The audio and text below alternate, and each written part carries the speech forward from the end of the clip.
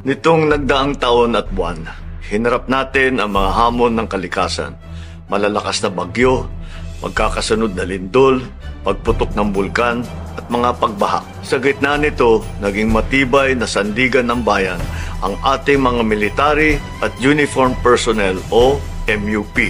Hindi rin nawawala ang banta sa ating seguridad. Ngunit panatag ang sambayanan dahil nandyan ang ating kapulisan at kasundaluhan. Ang ating mga MUP ang unang sumasagot sa tawag ng tungkulin kahit kaakibat nito ang mga banta sa kanilang kaligtasan. Sa lupa, tubig o himpapawid, hindi kayo nagdadalawang isip na magsakripisyo ng inyong kaligtasan para sa kapakanan ng bawat Pilipino. Bilang pagkilala sa inyong walang sawang paglilingkod, dedikasyon at husay, ating itataas ang base pay ng MUP. Kasama rito ang lahat ng military and uniformed personnel mula sa Department of National Defense, Department of Interior and Local Government, Philippine Coast Guard, Bureau of Corrections, National Mapping and Resource Information Authority. Ito ay ipapatupad natin sa tatlong tranche sa January 1, 2026, January 1, 2027 at January 1, 2028. Bukod pa riyan,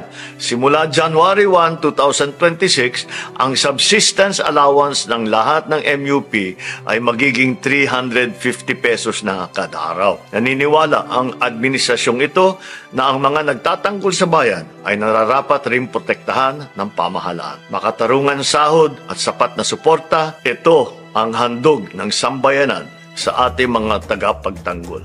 Mabuhay po kayo. Mabuhay ang bagong Pilipinas.